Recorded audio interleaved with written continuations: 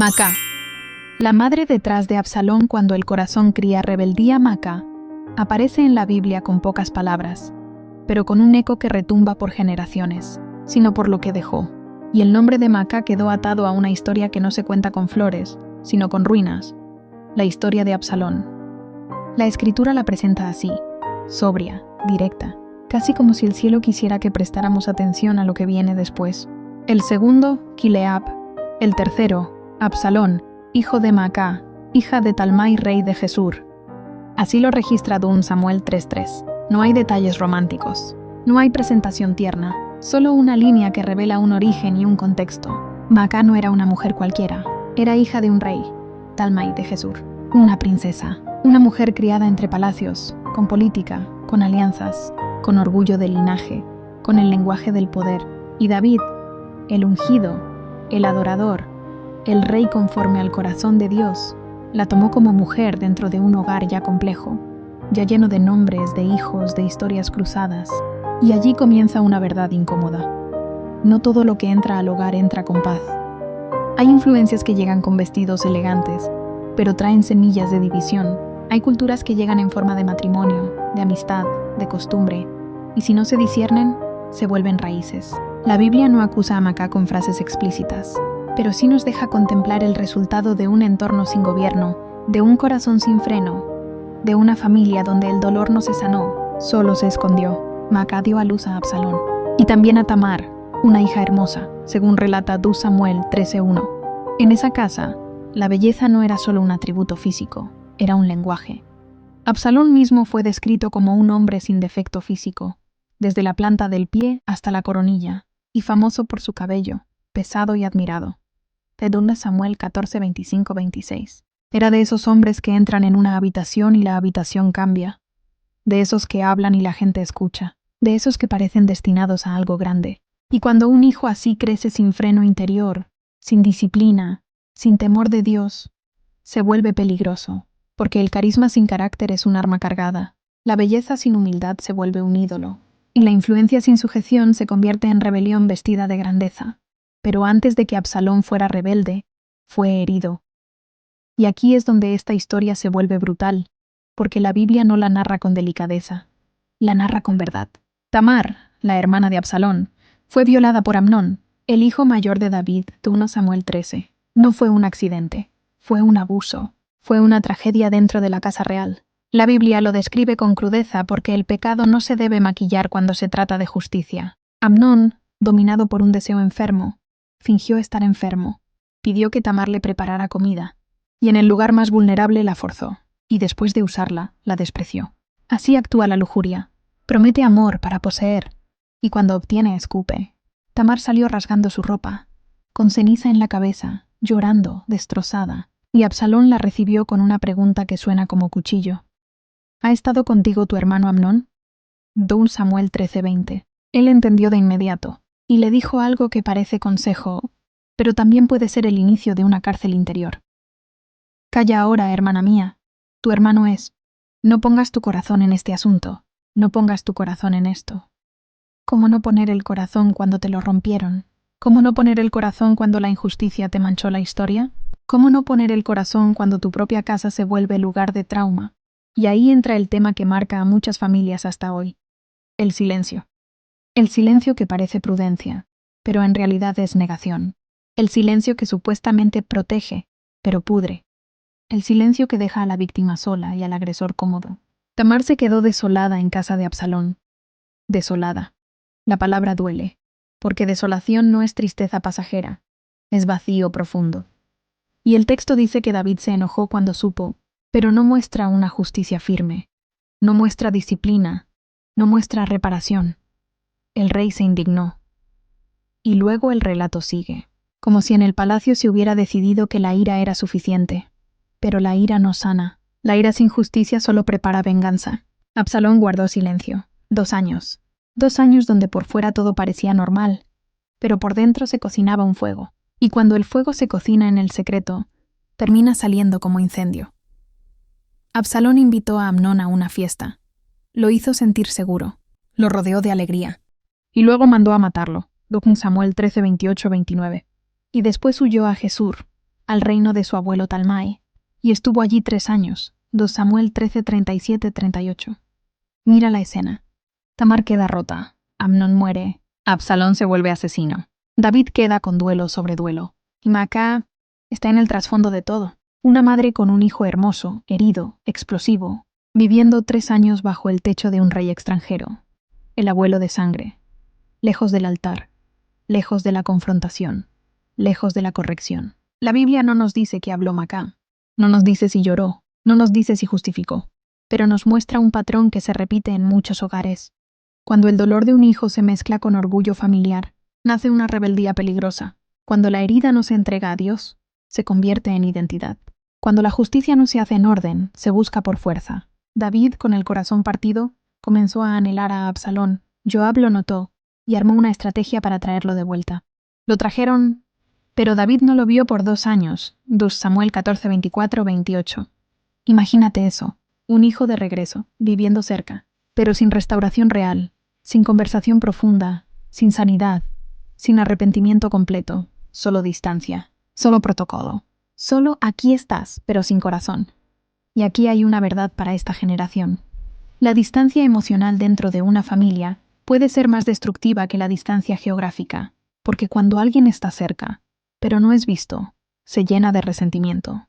Cuando alguien está en casa, pero no es abrazado, aprende a buscar control. Cuando alguien se siente tolerado, en vez de amado con verdad, se vuelve experto en apariencia. Absalón no era un hombre que aceptara límites por mucho tiempo. El texto cuenta cómo presionó a Joab, hasta el punto de quemarle un campo para obligarlo a hablar con el rey, 2 Samuel 14:30. Eso te muestra su espíritu. No pedía, exigía, no esperaba, manipulaba, no buscaba reconciliación humilde, buscaba acceso. David finalmente lo besó. Lo recibió, pero el monstruo ya tenía raíces. Absalón empezó a construir su propia plataforma. Y esta parte parece escrita para redes sociales modernas, para tiempos donde la imagen se convierte en reino. Absalón se consiguió carros, caballos, 50 hombres que corrieran delante de él. 2 Samuel 15:1. Se levantaba temprano y se paraba junto al camino de la puerta, donde la gente venía a buscar justicia. Y cuando alguien venía a presentar su causa al rey, Absalón lo llamaba. Le decía, tu causa es buena, pero no tienes quien te oiga. Y luego soltaba el veneno más dulce. ¿Quién me pusiera por juez en la tierra? Entonces vendrían a mí todos los que tienen pleito o negocio, que yo les haría justicia. 2 Samuel 15:4. Y luego, como si fuera poco, hacía un gesto calculado. Cuando alguien se inclinaba, él extendía su mano, lo tomaba y lo besaba. Eso hace la manipulación. No convence con verdad, seduce con cercanía. No sana heridas, se aprovecha de ellas. No edifica justicia, fabrica seguidores. Y cuando alguien roba corazones, lo que está haciendo es construir un trono sin Dios. Absalón tenía una combinación peligrosa: carisma, belleza, resentimiento y ambición. Y con esa mezcla, se levantó contra su propio padre. Pidió permiso para ir a Hebrón, con una excusa espiritual, y allí se proclamó rey. Envió mensajeros por todo Israel, reunió aliados, una rebelión dentro de casa, y David tuvo que huir.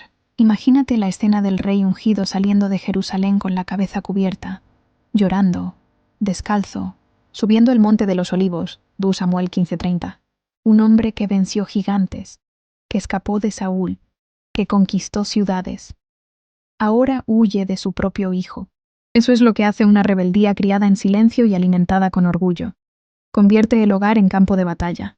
Y mientras David huía, Absalón entró a Jerusalén como conquistador.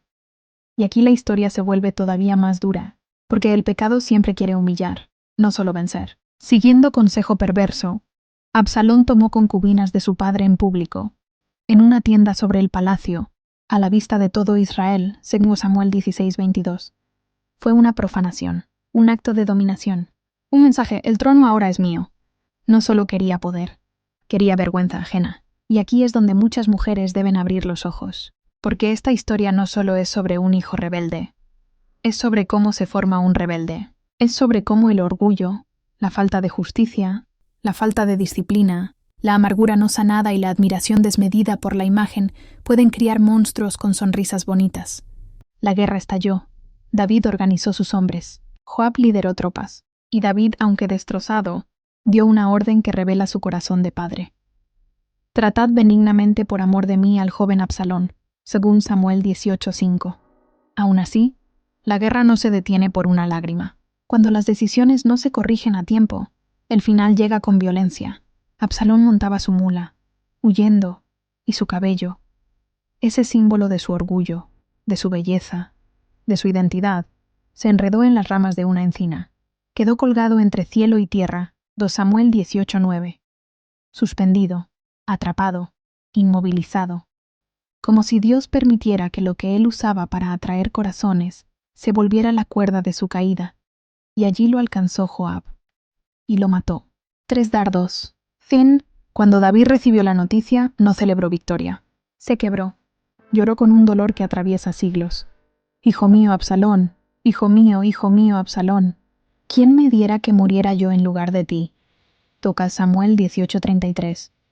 Y el aire se llenó de duelo. Ahora, escucha esto con atención, porque aquí está el espejo para nosotras. Macá es una figura silenciosa, sí, pero su historia, conectada a Absalón, nos advierte sobre un peligro que muchas madres y mujeres hoy enfrentan. Criar sin freno espiritual, amar sin corregir, proteger sin confrontar, justificar en vez de formar, celebrar carisma sin edificar carácter, porque hay mujeres que aman tanto a sus hijos, que les dejan ser dioses en su casa. Y un hijo que crece como Dios termina tratando a otros como súbditos. Hay madres que por culpa, por heridas, por miedo, por orgullo, por querer compensar, no ponen límites. Y el niño se convierte en adolescente sin freno, y el adolescente en adulto peligroso. No porque le faltó amor, sino porque le faltó dirección. También hay otro dolor. Madres que vieron injusticia en su familia y no tuvieron justicia real. Y en lugar de buscar sanidad, criaron resentimiento.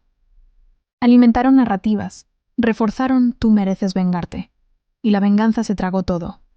En Absalón vemos cómo una herida no sanada puede convertirse en identidad, y en Tamar vemos cómo una víctima sin justicia se vuelve símbolo de una casa rota, y en David vemos cómo el pecado no tratado a tiempo se multiplica como mojo, y en Macá vemos el recordatorio de que una influencia de palacio, de orgullo de linaje, de mi hijo merece, puede convertirse en gasolina para una rebeldía que termina devorando a todos.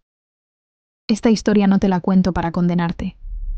Te la cuento para despertarte. Si eres madre, no te enamores tanto de la imagen de tu hijo que pierdas el valor de corregirlo. No le aplaudas el carácter fuerte si ese carácter humilla a otros. No le celebres la lengua rápida si esa lengua miente. No le permitas el enojo descontrolado como personalidad. No llames liderazgo a la manipulación. No llames seguridad al orgullo. No llames discernimiento al desprecio. Y si no eres madre, igual te toca.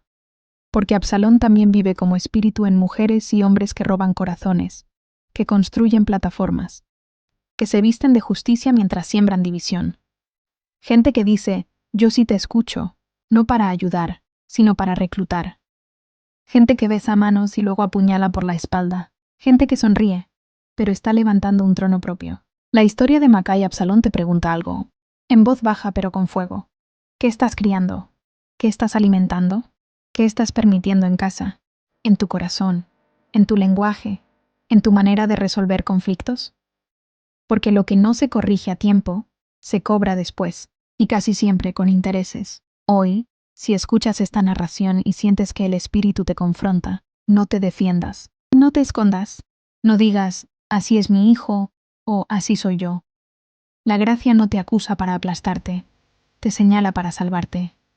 Si tu casa necesita orden, pídeselo a Dios y actúa. Si tu lengua necesita freno, pídeselo a Dios y cúmplelo. Si tu corazón necesita sanar, no lo tapes con ocupación, llévalo al altar.